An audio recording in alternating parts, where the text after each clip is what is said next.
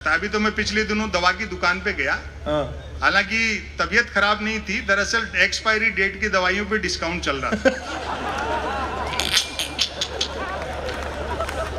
वहां जाने के बाद पता लगा कि आज धनतेरस है। दुकानदार मेरा मित्र था, वो भी मजाक पे उतर गया, बोले यार आज भी बीमार पड़ गए क्या। मैंने बात संभाली, मैंने कही ऐसा नहीं है, दरअसल दो कारण है, एक तो आज धनतेरस है तो कुछ ना कुछ खरीदने का रिवाज है, और दूसरा आज के दिन पूरे बाजार में आप ही के यहाँ सबसे कम भीड़ थी। वो बोला ठीक कह रहे हो संपत जी, दूसरों की बिक्री देखकर मैं भी सोच रहा था एक दिन के लिए दवाई की दुकान के आगे थोड़े बर्तन लगा लेते तो दो पैसे हम भी ठीक से कमा लेते। वो 10 दुकान छोड़ करके एक मेडिकल वाले हैं सिंह साहब, वो तो दीपावली पे पटाखे बेचते हैं। अच्छा। और अब व्यंग पर समर्थन करना, मैंने कहा सिंह साहब के पास पटाखे बेचने का लाइसेंस है क्या। बोलो लाइसेंस ही पटाखे बेचने का है, बिना लाइसेंस के तो वो दवाइयां बेच रहे। मैं जिंदाबाद। मैं जिस कवि को आमंत्रित कर रहा हूं वो उनका क्रम नहीं है, लेकिन चूंकि बाकी मंत्रीगण को, मुख्यमंत्री जी को व्यस्तता के बीच हुस्ता चाहना पड़ सकता है, तो मैं लोभ संवरण नहीं कर पा रहा कि मैं उन्हें ना सुनवाऊं। दोस्तों, अगर ठीक से भारतीय लोकतंत्र का इतिहास पढ़ा जाए तो पॉलिटिकल पार्टीज में जो लोग विश्वास करते हैं, जो पीछे आगे बैठे हैं, जो सुबह सुबह फेसबुक पे, ट्विटर पे एक दूसरे से झगड़ा करते हैं, इसलिए ध्यान रखना कि ये देश इसी सहकार से चला है।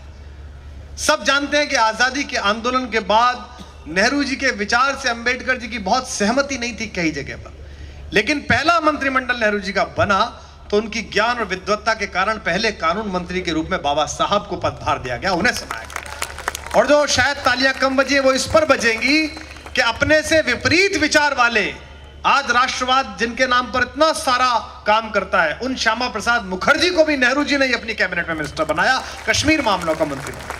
नरसिंह राव जी की सरकार थी, हमारे पाकिस्तान से झगड़े थे, जिनेवा में अंतर्राष्ट्रीय सम्मेलन था संयुक्त राष्ट्र संघ का, और पूर्ण बहुमत की सरकार थी, अच्छी खासी सरकार चल रही थी, और पक्ष प्रस्तुत करना था भारत का। लेकिन कैसे लोग इस संसद में देखे हैं और कैसा समय आ गया कि उस सारे बहुमत के बावजूद भी कांग्रेस सरकार में नरसिंह राव जी ने भारत का पक्ष रखने के लिए अपनी पार्टी का कोई नेता नहीं भेजा।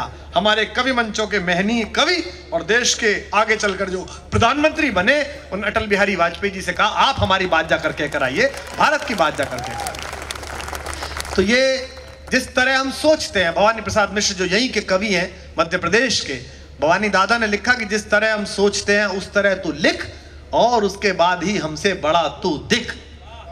मैं कैसे कवि को बुला रहा हूं जो पिछले 4, 5, 6 वर्षों में सोशल मीडिया का बहुत बड़ा विमर्श जिसने सेट किया। गालियां भी बहुत खाई, तालियां भी बहुत मिली, स्वीकार भी मिला, अस्वीकार भी मिला। और हमें याद है कि जब सरकार मनमोहन सिंह जी की थी तब भी हम सब लोग कविता पढ़ते थे और इसी तरह कविता पढ़ते थे और यही सब बातें बोलते थे जो बोलनी है, जो बोली जा सकती थी। लेकिन ऐसी स्थितियां नहीं आती थी कि नकार इतनी बुरी हालत में हो जाए। लेकिन विपरीत परिस्थितियों में अगर कोई तैर सकता है तो वो मनुष्य तैर सकता है। बहाव के साथ तो लाश बहती है, मुर्दा लोग बहते हैं। और ये मैं दुष्यंत के शहर में कह रहा हूं, जिसने आग लिखी है और उस आग का प्रभाव झेला है। मैं चाहता हूं कि गुलाबी नगरी जयपुर से आए संपत सरल को आमंत्रित करूं। इसी गुलाबी शोर में आप जोरदार तालियों के साथ संपत भाई का स्वागत करें। आइए संपत।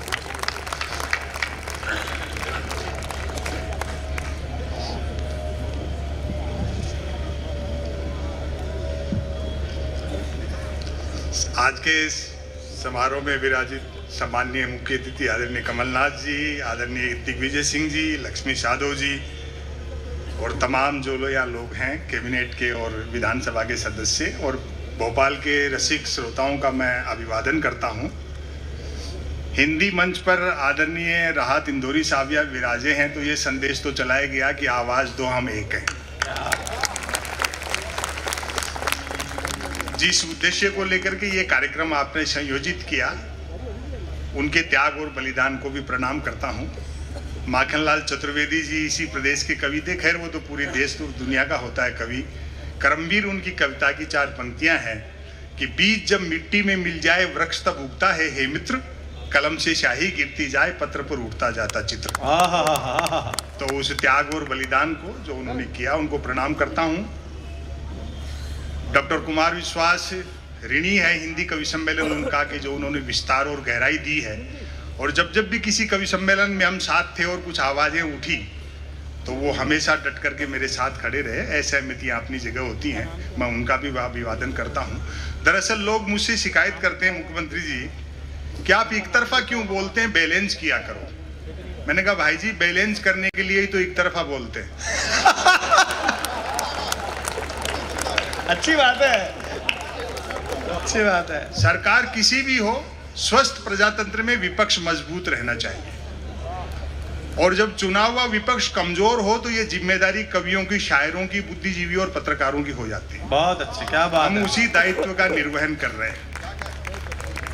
गांधी को लेकर के भी काफी कुछ कहा गया। ये मेरा निजी मत है कि नेहरू के वैज्ञानिक समाजवाद से अच्छा मॉडल हिंदुस्तान के लिए कोई दूसरा मुझे अभी दिखा नहीं। और गांधी साध्य है नेहरू के वैज्ञानिक समाजवाद के रास्ते चल करके गांधीवाद तक पहुंचने का। अब गांधी को लेकर के भी तमाम तरह की बातें हैं, लेकिन जीवन में सहज रहना चाहिए। आप ही के प्रदेश के एक भाजपा के बड़े नेता ने कह दिया था कि बापू का आजादी के आंदोलन में कोई योगदान नहीं रहा। हमने उसका बुरा नहीं माना कि भाई हो सकता है खुद के बापू के लिए कह रहे हो।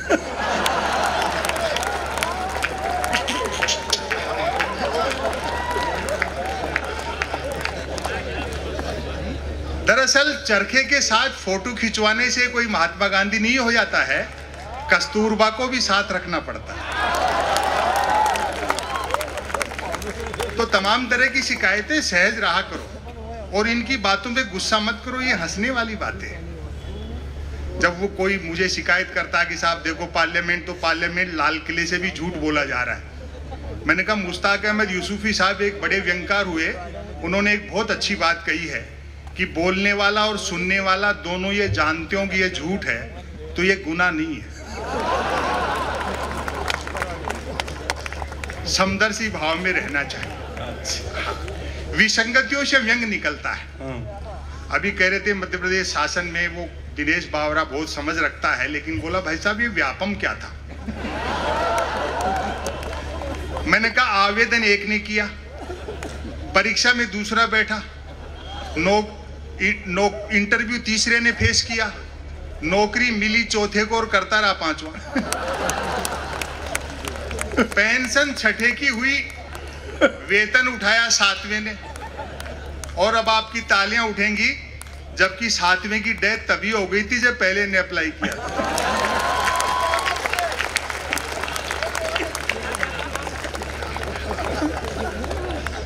व्यंग कहां से निकलता है? अखबार आप पढ़ते हैं, खबर का शीर्षक देखो, हाँ, आज भारत के प्रधानमंत्री भारत आएंगे।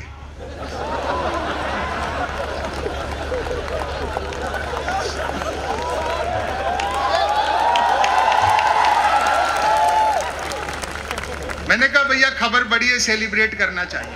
अच्छा। एक 8-9 साल के बच्चे को मैंने 10 रुपए दिए। मैंने कहा बेटा सामने आइसक्रीम के ठेले वाला है, 5-5 रुपए की 2 कुल्फी ले आना, एक तू खाना एक मैं खाता हूँ, आज भारत के प्रधानमंत्री भारत आएंगे। बच्चा गया, एक आइसक्रीम खाता हुआ लौटा, बोले अंकल उसके पास सिर्फ 10 वाली थी, आप फिर कभी खा लेना। और तालियां तो आपकी अब उठेंगी। मैंने कहा बेटा छोटी सी उम्र में इतना टैलेंट, चाय वाय बेचते हो क्या?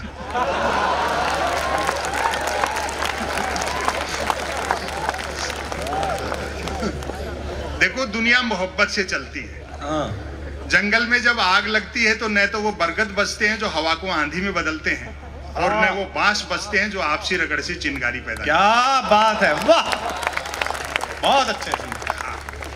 सब चीजें आती जाती रहेंगी। मीडिया के लोग भी यहाँ हैं, काफी हैं, मैं माफी चाहता हूँ, हालांकि ये काम उनको करना चाहिए।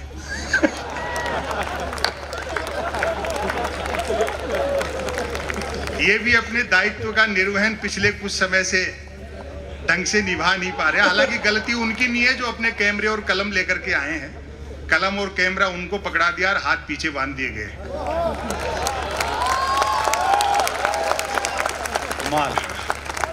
आजादी के बाद जब हम थोड़ा समझदार हुए हैं, पहला मौका है जब प्रधानमंत्री कदम ताल करते हैं तो मीडिया उसको मार्च पास्ट बताता है। ये मीडिया का बड़ा भाग दिखता दिए के साथ है लेकिन है हवा के साथ। क्या अच्छा है, बहुत अच्छा है। और इनको जवाब देना पड़ेगा। इसी शहर के शायर थे ताज भोपाली, उनका एक शेर है कि तुम्हारी बज़्म के बाहर भी एक दुनिया है, मेरे हुजूर बड़ा जुर्म है बेखबरी। अखबार अपवाद भी होते हैं, कुछ अच्छा काम भी कर रहे हैं, आवाजें भी उठा रहे हैं, लेकिन 3 चीजों के लिए पढ़े जा रहे हैं: बिजली कटौती, उठावना और राशिफल।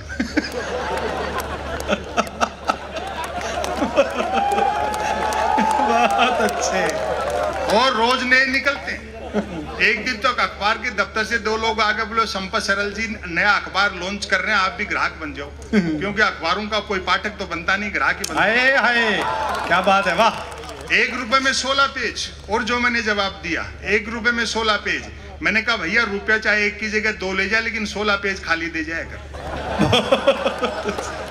फिर मैंने रिसर्च की कि इतने अखबार बिकते कैसे। तो अचानक एक दिन एक अखबार के दफ्तर से फोन आया, बोलो संपत सरल जी आज आपका नाम हमारे अखबार में छपा। मैं बड़ा खुश हुआ, जी आपका अखबार कहाँ मिलता है? बोले हमारा अखबार कोई होकर नहीं बांटता है, जिस किसी का नाम छप जाता है दिन भर वही खरीद खरीद कर बांटता है।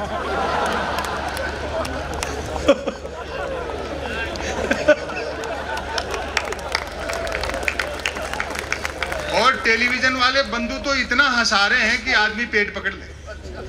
वो प्राइम टाइम में बहस आती है ना न्यूज चैनलों पर, जैसे किसी जमाने में अवध के नवाब मुर्गे लड़ाते थे।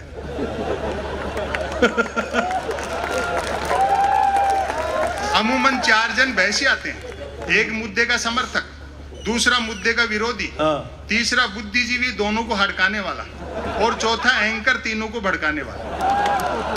और अब आपकी तालियां उठेंगी, चौथा एंकर तीनों को भड़काने वाला बहस होनी होती है गरीबी की रेखा पर, और करते रहते हैं रेखा की गरीबी पर। अच्छा है। पूरा वैश्विक परिदृश्य आप देखो इस समय, खाली यहीं की बात नहीं है, वो ट्रंप हो, पुतिन हो, आबे हो, जिनपिंग हो, वहां वाले हो या यहाँ वाले हो। जनता को लगता है कि राजा का चुनाव प्रजा करती है। दरअसल 10-12 मल्टीनेशनल कंपनियां मिलकर के जिसमें चाबी भर देती है, वाह क्या बात है, क्या हिम्मत है।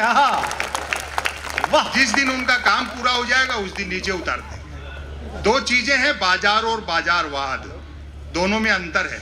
बाजार हर युग की जरूरत है। बाजार का मतलब है जरूरत के हिसाब से चीजें बनाना, और बाजारवाद का मतलब है चीजें बना करके जरूरत पैदा करना। वाह। चालाक अर्थशास्त्रियों ने सारे समीकरण उलट पुलट कर दिए, चुंबक के गुण बाजार में भर दिए और मनुष्य को लोहा बना दिया। और टेक्नोलॉजी, हालांकि डिजिटल इंडिया होने से फायदा भी हुआ है, ऐसा नहीं है। आदमी न सिर्फ 1 करोड़ का लोन 59 मिनट में ले सकता है, बल्कि 59 करोड़ का लोन लेकर के 1 मिनट में भाग भी सकता है। तालियां कम बज रही है, बात तो बढ़िया कह दी। वाह संपत भाई वाह। कोई भी आदमी देखो कितना व्यापार मुक्त हो गया, कोई भी आदमी किसी भी समय किसी भी तरह का बिजनेस कर सकता है। अभी तो मैं पिछले दिनों दवा की दुकान पे गया, हालांकि तबीयत खराब नहीं थी, दरअसल एक्सपायरी डेट की दवाइयों पे डिस्काउंट चल रहा था। वहां जाने के बाद पता लगा कि आज धनतेरस है। दुकानदार मेरा मित्र था, वो भी मजाक पे उतर गया, बोले यार आज भी बीमार पड़ गए क्या? मैंने बात संभाली, मैंने कही ऐसा नहीं है, दरअसल 2 कारण है। एक तो आज धनतेरस है तो कुछ ना कुछ खरीदने का रिवाज है, और दूसरा आज के दिन पूरे बाजार में आप ही के यहाँ सबसे कम भीड़ थी। वो बोला ठीक कह रहे हो संपत जी, दूसरों की बिक्री देखकर मैं भी सोच रहा था एक दिन के लिए दवाई की दुकान के आगे थोड़े बर्तन लगा लेते तो 2 पैसे हम भी ठीक से कमा लेते। वो 10 दुकान छोड़ करके एक मेडिकल वाले हैं सिंह साहब, वो तो दीपावली पे पटाखे बेचते हैं। अच्छा। और अब व्यंग पर समर्थन करना, मैंने कहा सिंह साहब के पास पटाखे बेचने का लाइसेंस है क्या? बोलो लाइसेंस ही पटाखे बेचने का है, बिना लाइसेंस के तो वो दवाइयां बेच रहे। भाई जिंदाबाद। क्या बात है। अभी डॉक्टर कुमार विश्वास कह रहे थे कि मैं जिस कॉलेज में पढ़ाता था, आदरणीय कमलनाथ जी उसके चेयरमैन थे। इससे ये भी शुद्ध हुआ कि ये पढ़े लिखे हैं।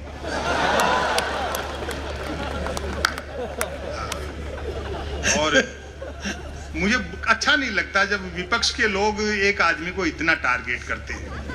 आपने प्रधानमंत्री जी की डिग्रियों पे सवाल उठाए, ये कोई अच्छी बात नहीं। हाँ भाई जब सैटेलाइट लॉन्च होकर के अपनी कक्षा में स्थापित हो गया, धरती के चक्कर काट रहा है, फिर क्यों डिजाइन पे बहस कर रहे हैं?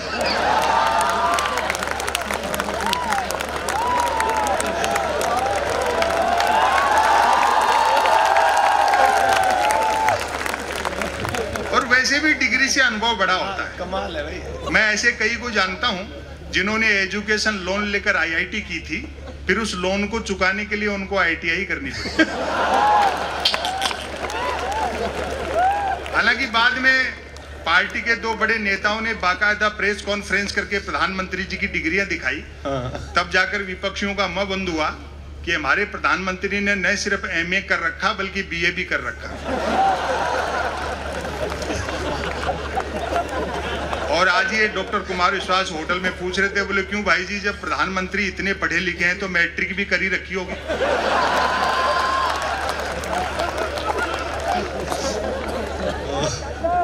यही सब सटायर है। अभी महाराष्ट्र की भी चर्चा आई। दरअसल वो सेकंड की सुई जो है घड़ी की, वो मिनट वाली से आगे निकल रही थी। बारीक है, वाह। लेकिन उसको पता नहीं था कि सेकंड वाली पूरा चक्कर काटती है, तब मिनट वाली थोड़ी सीख सकती है। और ये पहला मौका है मंत्री महोदय महाराष्ट्र में जब चौकीदार का पाला थानेदार से पड़ा।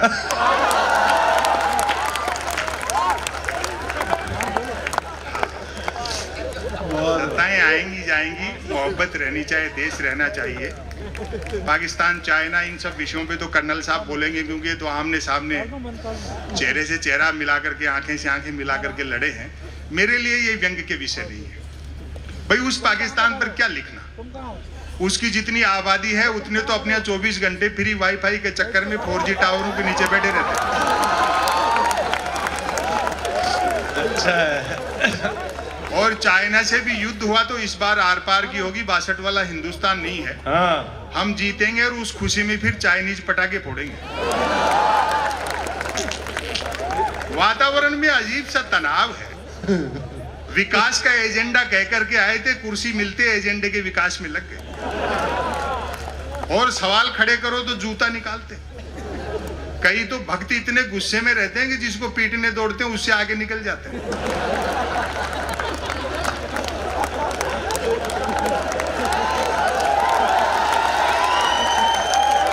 भक्त तो आप जानते हो ना, जिसके आंखें तो होती है लेकिन दृष्टि नहीं होती। वो अंध भक्ति में इतना डूबा रहता है कि हर पत्थर को देवता मानता है। वो एक भक्त तो माइल स्टोन को देवता समझ करके नारियल चढ़ा रहा था, तो किसी ने उसको समझाया, बोले भाई अकल से काम ले, जो कि नहीं थी। बोले जिसको तुम देवता समझ रहे हो वो माइल स्टोन है, वो अंध भक्ति में डूबा था। बोले नहीं, ये साक्षात देवता है। देखो इसने यहीं से बता दिया है कि दिल्ली 250 किलोमीटर।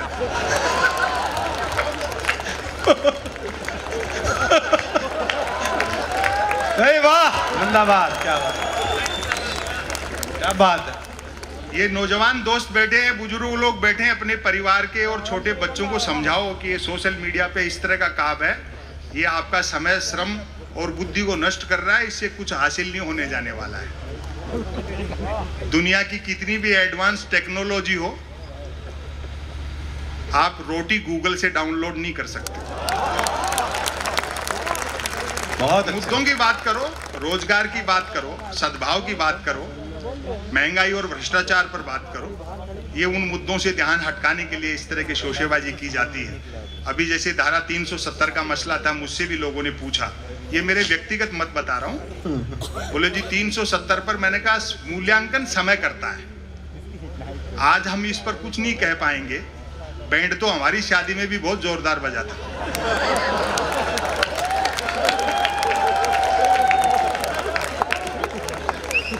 अभी एनआरसी का मसला है। मैं समझता हूं कि अगर वो शरणार्थी हैं चाहे घुसपैठिए हैं, धर्म के आधार पर किसी के साथ भेदभाव इस देश की हजारों साल की परंपराओं के विरुद्ध है। न सिर्फ लोकतंत्र और संविधान के विरुद्ध है, हजारों साल की भारतीयता के विरुद्ध है। ये सारी चीजें जो आया है वो सबका है, और ये धर्म के झगड़े भी नहीं है, इतिहास के नाम पे लड़ाते हैं। महाराणा प्रताप का मुख्य सेनापति हाकिम का पठान था। क्या बात है, और अकबर का मुख्य सेनापति राजा मानसिंह थे। वाह, बहुत। वो सब साम्राज्यवाद के झगड़े थे, धर्म भी उसमें एक फैक्टर हो सकता है। तो मोहब्बत से काम लेना चाहिए, समय की अपनी सीमाएं हैं। और मैं एक रचना आपको नई सुनाता हूं जो एक दो जगह सुनाई है, अगर अच्छा सुन लिया तो फिर और कोशिश करेंगे दो चार मिनट सुनाने की। लेकिन ऐसा नहीं है, जो अच्छा काम कर रहा है चीजें भी बदलेंगी। जैसे आज मैं जयपुर से आया, 12 घंटे लगे, डॉक्टर कुमार विश्वास को फ्लाइट से आना पड़ा, उसमें भी 2.5-3 घंटे लगते हैं। ये चीजें हल हो जाएंगी जब बुलेट ट्रेन चल जाएगी।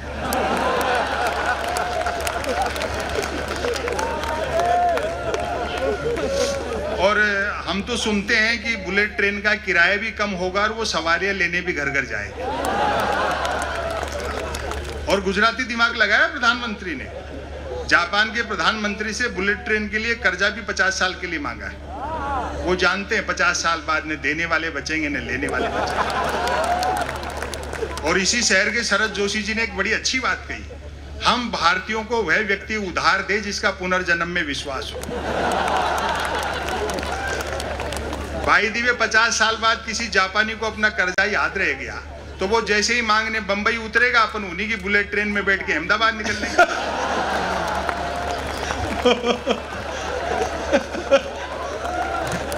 और अगले ने साफ कह दिया है शिंजो आबे को कि भैया कोई सवारियां नहीं बिठानी है, ये चुनावी रेल है, इसलिए फटाफट चला, भले पटरी वटरी बाद में बिछाते रहना। दरअसल ये लोग चढ़ना हिमालय पर चाहते हैं लेकिन मुंह हिंद महासागर की तरफ। 2015 में आए थे शिंजो आबे, तो मोदी जी ने बुलेट ट्रेन के समझौते पे हस्ताक्षर किए दिल्ली में, और अगले दिन शिंजो आबे को बनारस ले जाकर के 3 घंटे तक गंगा आरती दिखाई। और भरपूर समर्थन करना, व्यंग तक पहुंच जाओ तो 3 घंटे तक गंगा आरती देखने के बाद शिंजो आबे बोले, मोदी जी जब आप लोगों के पास इतनी फुर्सत है तो काहे को बुलेट ट्रेन चला रहे।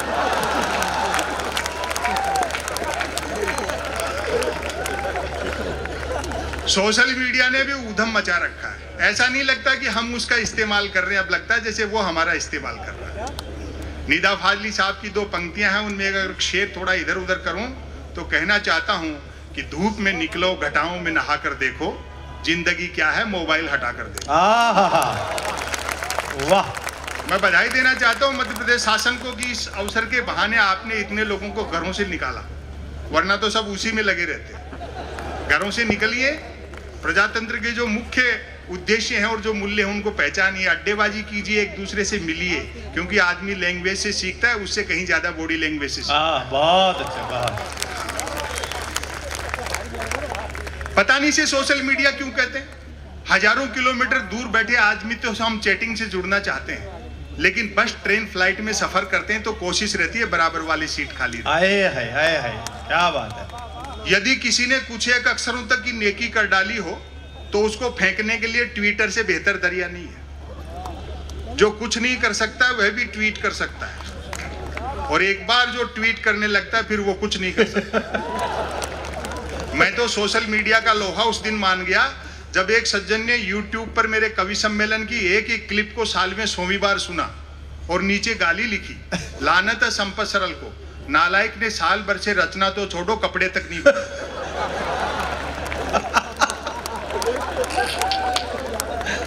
टेक्नोलॉजी से फॉर्मेट बदला है, पाखंड वही है। आए है, वाह क्या बात है। पहले देवी देवताओं के 16 पोस्ट कार्ड लिखते थे, आजकल देवी देवता का फोटो डाल करके 16 शेयर मांगते।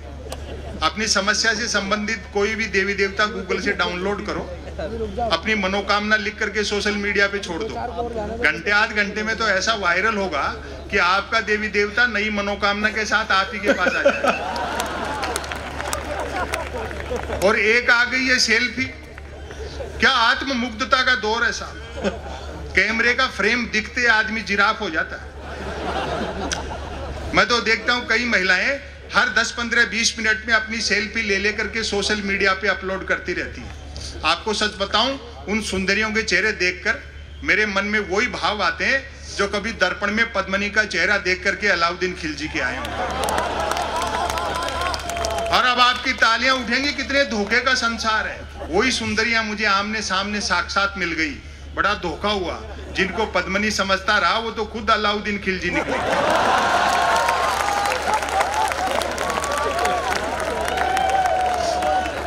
और कुछ नहीं करना, एक मेल अकाउंट खोलना है जो बैंक अकाउंट खोलने से भी आसान है। बैंक अकाउंट खोलने के लिए कुछ तो आधार चाहिए, मेल अकाउंट तो निराधार व्यक्ति भी खुलवा सकता है। हाँ, बहुत अच्छा। बाकी 3 जरूरी चीजें हैं, एक है स्मार्टफोन, नॉन स्टॉप इंटरनेट और निठल्लापन। लेकिन सोशल मीडिया का फायदा भी है, एक तो आदमी घर बैठे आवारागर्दी कर सकता है, और सोशल मीडिया का सबसे बड़ा फायदा यह है जो अपने साथ ले जाना जीवन में बड़ा काम आएगा। बेरोजगारी पूरी तरह खत्म हो गई क्योंकि हर हाथ को काम मिल चुका है। बहुत अच्छे संपत जी। किताबें पढ़िए, शब्दों की तरफ लौटिए, बुजुर्गों का सानिध्य हासिल कर लिए। दुनिया की कोई भी टेक्नोलॉजी ऐसी नहीं है एडवांस, उजाला बनाया जा सकता है, धूप नहीं बनाई जा सकती। क्या बढ़िया बात है, बहुत अच्छी बात है, वाह। उजाला बनाया जाता है, धूप। एक रचना मैं आज इन कवियों की उपस्थिति में पहली बार सुना रहा हूं, तो आप अगर तालियां वालियां बजा के हिम्मत दे देंगे तो फिर मैं आगे भी सुनाऊंगा, और कुछ भी नहीं हो तो शीर्षक पे तो आप बजा ही देंगे। डॉक्टर कुमार विश्वास और राहत साहब को समर्पित है। सुनिए साहब, रचना का शीर्षक है मन की बात।